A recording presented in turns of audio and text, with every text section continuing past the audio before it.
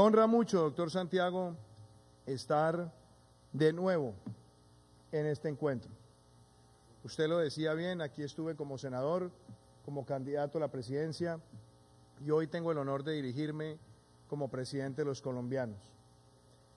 A mí me parece muy importante lo que usted ha dicho. Tomé nota atenta de su presentación, porque la discusión sobre la equidad en un país como Colombia también tiene que partir de la base de cuál es la construcción de futuro que estamos haciendo para la protección de nuestros adultos mayores, para la protección de la vejez. Y esa no es una discusión menor, doctor Santiago, porque claramente en un país que tiene cerca de 5 millones de mayores de 65 años y que en las próximas 3 décadas va a llegar a 15 millones, tiene también que preguntarse cuáles son los niveles de aseguramiento que tenemos. Y claramente cuando hay 22 millones de personas aproximadamente que cotizan, personas que hoy son trabajadores, y tenemos 8 millones de cotizantes y menos de 2.5 millones de personas con pensión, la situación es crítica. Y es crítica porque si no tomamos las decisiones correctas hoy, lo que vamos a terminar viendo en unas décadas es una gran cantidad de adultos mayores en situación de desamparo y ejerciendo una gran presión fiscal al Estado. Si empezamos por ahí, la discusión que tenemos que plantearnos es ¿dónde está el antídoto a que esa situación se consolide? Y eso fue lo que hace un año tuve la ocasión de venir acá a presentarles. Si nosotros queremos corregir esa situación, tenemos que pensar en cómo hacemos de Colombia un país de ingresos altos. Y sí, muy bien que estemos en la OCDE. Es un gran mensaje para el país, es un gran mensaje de Colombia al mundo. Pero lo cierto es que en niveles de ingreso per cápita todavía estamos bastante lejos. Somos un país con ingresos per cápita, de un ingreso per cápita inferior a los $8.000 y la gran mayoría de países de la OCDE están por encima de 27.000 o 28.000. Eso quiere decir que para nosotros alcanzar esos niveles de ingreso nos podemos tardar 100 años creciendo al 1% o 2 décadas creciendo al 7%. Y la obligación nuestra es hacer todo lo posible porque esta economía crezca a esos niveles. Y es en ese modelo de crecimiento en el que construyamos y que permita cerrar brechas donde está la base de lograr un verdadero sistema de equidad para la protección de la vejez. Por eso para mí no es indiferente que hoy estamos viviendo momentos de gran revolución en el mercado laboral y que si no los entendemos prácticamente nos podemos quedar estancados. Esos son los retos que trae la cuarta revolución industrial. Y la meta que nosotros debemos trazarnos es que el crecimiento que logremos parta de la base de una mayor formalización laboral, que es donde se está generando el gran problema de sostenibilidad del sistema pensional en el país, el gran problema de sostenibilidad financiera del sistema de salud y claramente también una afectación al sistema de recaudo del gobierno nacional. Por eso, si me permiten decirlo de una forma quizás muy cruda, lo que Colombia debe plantearse es si vamos a dar ese salto como venía ocurriendo en el sistema económico, donde cada vez que se hacían reformas tributarias se pasaba la factura al sector privado y por ende terminábamos con un sector privado altamente recargado de impuestos y obviamente obstaculizando su rol de ser un gran formalizador de empleo.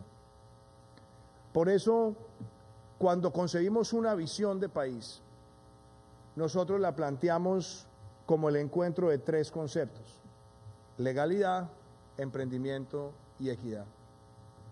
Legalidad, porque en un país donde hay tanta informalidad, la ilegalidad se aprovecha muchas veces de esa informalidad para crecer los mercados oscuros dentro de la economía.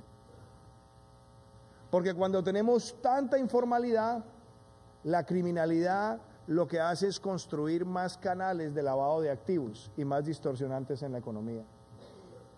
Cuando tenemos tantos niveles de informalidad laboral, y óigase bien, también empresarial, porque cerca del 60% de las empresas o los negocios, para ser más explícito, en el país no tienen ni registro único tributario ni registro mercantil. Si no corregíamos esto, claramente no podíamos empezar a hacer transformaciones. Y es allí donde yo quiero hoy, un año después, decirle, doctor Santiago, que en los 8 meses que llevamos en la presidencia de la República hemos emprendido cambios en el frente de la legalidad que ya están empezando a traer efectos positivos al país. No solamente le hemos asestado los golpes más duros al contrabando, no solamente hemos logrado que en el primer trimestre de este año los homicidios tengan una tasa de reducción del orden del 7%, no solamente hemos capturado el mayor número de cabecillas de grupos vinculados al narcotráfico en un periodo tan corto de gobierno, sino que también nos la hemos jugado para implementar en el país una agenda clara de lucha contra la corrupción y de mayor transparencia en el Estado, como ha quedado absolutamente demostrado con el decreto de pliegos tipo, que acaba con los pliegos sastre en la contratación estatal y que acaba con los carteles de únicos proponentes. O como también lo hemos visto con el decreto y la directiva presidencial que hace obligatorio a todos los altos funcionarios hacer públicas sus declaraciones de renta. O como lo hemos iniciado con la Comisión de Moralización, donde está el Estado y los organismos de control imponiendo más estándares y transparencia en la información.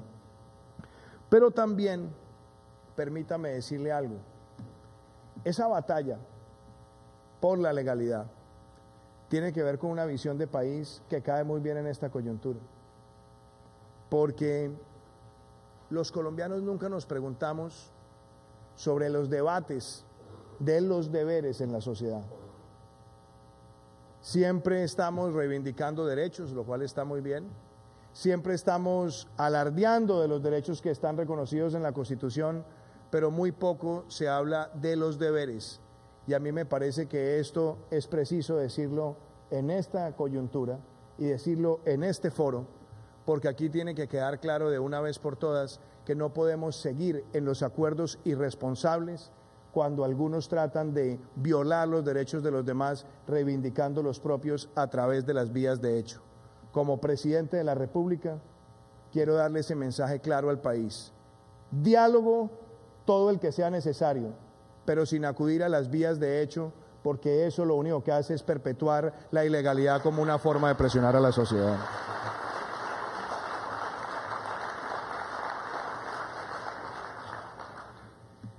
El año pasado les hablé de emprendimiento, porque la legalidad y el emprendimiento van de la mano. Y aquí les dije, no puede el país seguir con esa carga infernal tributaria que termina afectando la generación de empleo y la generación de empleo formal y la oportunidad para los nuevos trabajadores. Y presentamos un programa de reactivación económica. En solo 8 meses de gobierno se logró una reducción de la tasa nominal de renta. Se logró el descuento del 100% del IVA a los bienes de capital. Se logró el descuento del ICA. Se inició el desmonte de la renta presuntiva. Y en adición a eso, se establecieron mecanismos de mayor transparencia para incentivar la formalización empresarial, como quedó claro con el régimen simple, que le permite a las empresas más pequeñas tener una tasa diferencial que reconoce su etapa emergente empresarial, que empieza desde el 1.1% a un máximo del 11%, permitiendo que más empresas nacientes se formalicen y al mismo tiempo gocen de los beneficios de la formalización sin tener que estar asfixiadas con las tarifas plenas, sobre todo en esa etapa inicial. Se mantuvieron los beneficios a sectores estratégicos como el de la hotelería.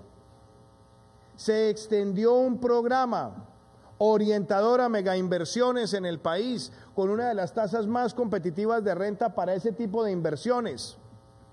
y se estableció para los nuevos emprendimientos en los sectores creativos y tecnológicos cero impuesto de renta durante los primeros 7 años, generando un mínimo de puestos formales de trabajo con un mínimo de capitalización.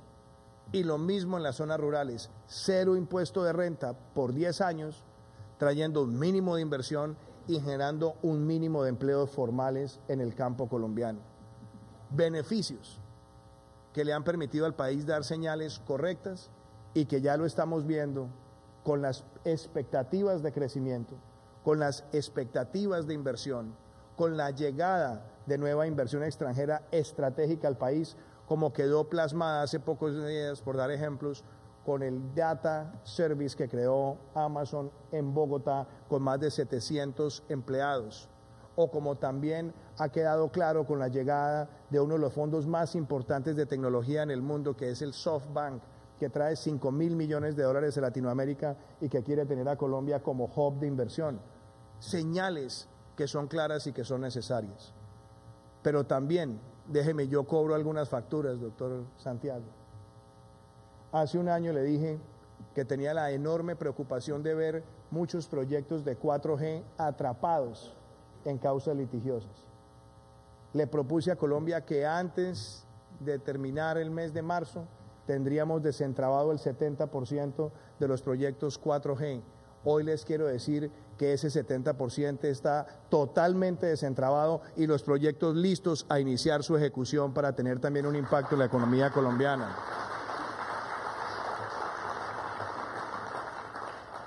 Les dije también que una de las grandes expectativas que tenía si llegaba a la presidencia era detonar sectores estratégicos como los de las energías renovables no convencionales.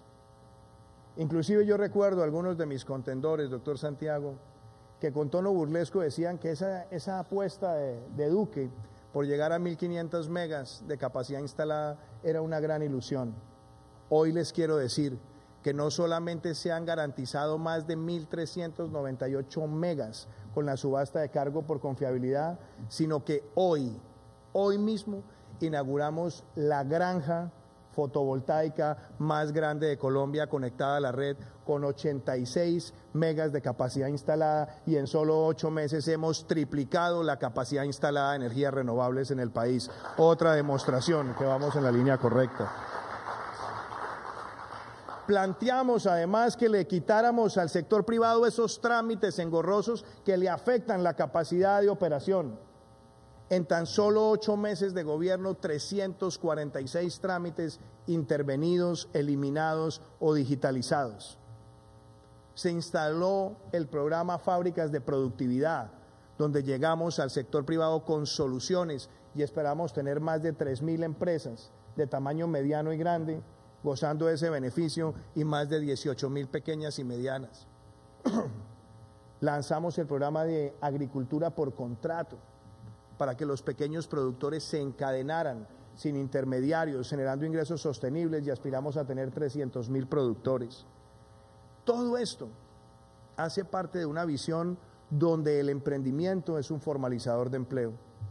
Y si me permite también, me permiten decirles algo. Hace un año acá planteaba que Colombia tenía que entrar con pasos de gigante en el entorno latinoamericano en la discusión de la cuarta revolución industrial. Para muchos era una ambición casi que ostentosa pretender tener el primer centro para la cuarta revolución industrial en el marco del Foro Económico Mundial. Este año, en el mes de febrero, logramos en Davos el compromiso de Colombia para tener el primer centro de la cuarta revolución industrial en un país hispanoparlante y en 2 semanas será inaugurado en la ciudad de Medellín, donde tendremos investigación en inteligencia artificial, Internet de las cosas y tecnología encriptada, blockchain, para demostrar que Colombia también está dando ese paso y ese salto para que tengamos más emprendimiento y generación de empleo de calidad en los sectores que están transformando la tecnología a nivel mundial. Todo esto, doctor Santiago, hace parte de una visión optimista de país. Y me encanta que usted haya traído a colación el texto de Paul Collier, porque aunque uno a veces le va quedando menos tiempo para leer cosas que a uno lo motivan, últimamente he podido disfrutar ese libro donde él plantea el interrogante de si hay un fin del capitalismo. Ese libro lo compré hace cerca de un mes y en las noches lo he ido leyendo y he encontrado que el verdadero debate hoy en términos de la política social no es un debate entre izquierda y derecha. Esos son debates bizantinos. Y si me permite ponerlo en el plano latinoamericano, creo que es más un debate entre demagogos y pedagogos. Porque los demagogos, que son los que han llevado varios países de la región a la catástrofe, son los que han pretendido generar bienestar por decreto, los que han pretendido con la estatización acabar con la iniciativa privada y los que han pretendido, arruinando las libertades, castrar los debates democráticos, constituyéndose en terribles dictaduras. Y qué ironía, hablan de bienestar y han terminado pauperizando a la sociedad y han acabado con el sentimiento más puro de todo ciudadano, que es la esperanza. Pero a diferencia de los demagogos, la pedagogía en la política implica plantear cuáles son los esfuerzos, cuáles son los caminos a recorrer, cuáles son las decisiones óptimas y expresar que no se construye bienestar en la sociedad si no hay un sentido de respeto por el desarrollo de la iniciativa privada. Y es aquí donde yo quiero plantearles a ustedes que esa ecuación de legalidad más emprendimiento es igual a equidad y es real. Porque por primera vez en un plan de desarrollo tenemos una constitución tan grande de inversión social, 1.100 billones de pesos, 47% dedicados a cerrar las brechas. ¿Cuáles brechas? El aumentar de 4 a 7 millones de niños los que reciben la alimentación escolar los 180 días de su jornada. El pasar de 1 a 2 millones de niños con atención integral para la primera infancia. El tener 600,000 bachilleres graduados con doble titulación en el año 2022, con el título de técnicos, con el acompañamiento del SENA. El tener 336,000 estudiantes de familias de bajos ingresos llegando a la universidad pública de manera gratuita. Y ya este año tendremos los primeros 80,000. Apostarle a que tengamos un mejoramiento de vivienda que permita también cerrar brechas. 600,000 con el programa Casa Digna, Vida Digna, 180,000 en las zonas rurales. Este año tendremos las primeras 100,000. Y estas son acciones de gobierno que ya empezaron y que pretenden mostrarle a Colombia que se puede de manera pedagógica, sin la demagogia, con sostenibilidad fiscal, con responsabilidad fiscal, con una visión de largo plazo, hacer esas transformaciones. Y eso me lleva a tocar el tema del sistema pensional de nuestro país. Yo quisiera plantearlo en los términos que aquí se ha hecho la discusión. Siempre se habla de la reforma pensional. En realidad, lo que se trata es de tener un sistema de protección integral para la vejez colombiana. No es si le hacemos un ajuste o no, pequeño, grande o mediano, a la normatividad vigente, sino cómo podemos lograr en nuestro país un sistema de cobertura y de protección al adulto mayor, al pensionado, al vulnerable que llega a superar el umbral de los 65 años. Y por eso la discusión tiene que empezar por ese capítulo de emprendimiento cuando hablamos de cobertura. Si queremos mejorar el sistema de protección del adulto mayor, lo que necesitamos en nuestro país primero es tener más cobertura en la afiliación del sistema pensional, y eso no se logra si no tenemos más empresas micro, pequeñas, medianas y grandes formalizando dinámicamente. Lo otro es que también necesitamos asegurar un sistema que no termine generando subsidios a los que tienen los ingresos más altos en la sociedad. Esa es otra premisa que yo le he planteado al señor ministro de Hacienda y a la ministra de Trabajo de cara a la discusión que tengamos con los comités técnicos. Tenemos, por supuesto, que hacer los cohortes necesarios, pero la premisa empieza porque los subsidios no se concentran en las personas de más alto ingreso en la sociedad. Tercero, es muy importante que establezcamos un sistema para fondear de manera sostenible programas como los beneficios económicos periódicos y programas como el de Colombia Mayor. Y hoy también puedo decirle, doctor Santiago, con alegría, que aquí hace un año le planteé que yo quería empezar a hacerle una reforma al programa de Colombia Mayor, y era no hacer el pago cada 2 meses, sino empezar a hacer los pagos de manera mensual. Hoy ya puedo decir que ese programa empezó y se mantiene también la discrecionalidad para los que lo quieran recibir cada 2 meses, pero eso ha sido una gran innovación y ha mejorado muchísimo la calidad de vida, y lo siente uno en las zonas rurales de Colombia. Y la meta es ir aumentando sosteniblemente los niveles de transferencia para que logremos que estén por encima de la línea de pobreza en los próximos años en nuestro país. Y por supuesto, hay discusiones que tienen que ver sobre la competencia de regímenes. Yo creo que ahí lo que tiene que hacer la comisión es hacer un análisis claro para que no haya competencias que generen distorsiones y que por el contrario lo que tengamos es un sistema de mejor capacidad de aseguramiento y mucha más transparencia para los afiliados y no generar brumas constantes que terminan de alguna manera generando incertidumbre. Y quiero también dejar zanjados algunos debates. En el marco de la campaña electoral se hablaba mucho de la edad de pensión. Esa no es la discusión y esa no es la primera línea de discusión para el gobierno nacional. Es más importante en este momento la discusión sobre cómo tenemos una mayor cobertura y cómo tenemos una mejor distribución de los subsidios, enfocándonos en los que más lo necesitan, que entrar en ese debate de la edad de pensión, debate que el gobierno nacional ni va a propiciar ni va a convertir como eje central de esta reforma.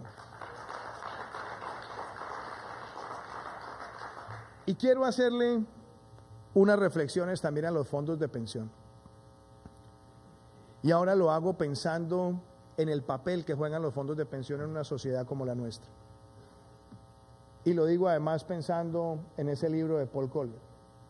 Que al final del día, los fondos de pensión, como inversionistas institucionales, están buscando esas rentabilidades de las que hablaba el doctor Montenegro. Rentabilidades reales por encima del 8%. Importantes. Y quiero decir que son bastante ejemplares si uno las compara con otros países emergentes. Pero quiero plantear esto. El papel del inversionista institucional, yo quisiera que fuera más agresivo de la mano con el desarrollo del emprendimiento. Y para eso es importante que el señor superintendente financiero también vaya avanzando hacia la reforma del mercado de capitales. Colombia tiene un sistema público o un mercado público de valores altamente dominado por la renta fija. Y quisiéramos ver más desarrollo en la renta variable. Yo le he pedido al señor superintendente que con las reformas normativas, con lo que sale de la Comisión de Mercados de Capitales que entregará sus resultados muy pronto, nosotros tenemos que aspirar a que tengamos más empresas listadas y a que esas empresas sean atractivas para los fondos de pensión, porque lo que terminamos haciendo ahí positivamente es llevando ahorro hacia el desarrollo empresarial de nuestro país. Y yo quiero que sigamos trabajando de la mano en eso, doctor Santiago. También espero que tengamos productos más novedosos que sean atractivos para los fondos de pensión en lo que tiene que ver con esquemas de coberturas o el financiamiento de proyectos estratégicos de infraestructura a través de los mercados de valores. Quisiera además invitarlos a que aceleremos en el marco de la Alianza para el Progreso, el MIA, que nosotros tengamos con Chile y con México no solamente las normas que ya nos han caracterizado, sino que permitamos mayor agilidad en las inversiones y también la movilidad de los ahorros pensionales de colombianos que nos hemos encontrado en esos países miembros de la alianza que deberían poderlas exportar hacia nuestro país. Le he planteado eso al presidente Piñera y espero hacerlo en la próxima cumbre de la Alianza del Pacífico. Por todo lo demás, déjenme cerrar con un mensaje general. Colombia no es un país que se pueda dejar llevar por las voces de algunos hacia el catastrofismo, hacia el discurso del odio, hacia el discurso del rechazo, de la estigmatización, porque las señales que Colombia le está dando al mundo son muy poderosas. Una economía que crece, este año esperamos que crezca por encima del 3.5%, una economía con baja inflación, una economía que está reduciendo el déficit fiscal. Solamente este año tendremos la mayor reducción del déficit desde que existe la regla fiscal, inclusive con el ajuste reciente que se ha hecho por un tema obvio, como es el choque migratorio de tener más de 1.5 millones de migrantes en nuestro territorio. Una economía que se ve en América Latina con estabilidad, pero sobre todo un país que no ha caído en las garras de la demagogia y que le muestra hoy al mundo coherencia para hacer transformaciones sociales de largo plazo. Mi mensaje a todos ustedes, un año después de haber hablado acá como candidato presidencial, es que, como tantas veces lo dije, concentrémonos en construir y no en destruir. Es más poderoso el discurso que construye al que pretende destruir en nuestro país todos los días. Son más importantes las soluciones que las agresiones. Y es más importante la propuesta que la protesta. Si partimos de esa base, estoy seguro que la discusión del plan de desarrollo, que no debe ser de colores partidistas, sino de cómo todos aportamos a tener las mejores políticas públicas, lograremos que ese Pacto por Colombia, Pacto por la Equidad que fue concertado en el territorio, tenga un impacto muy favorable. Y en adición a eso, espero, doctor Santiago, que con la motivación que existe y con lo que está aquí presente siempre en este foro, que es el ahorro de un país con ganas de llevarlo a la transformación de distintos sectores, podamos hacer de Colombia ese país de legalidad, emprendimiento y equidad. Muchísimas gracias.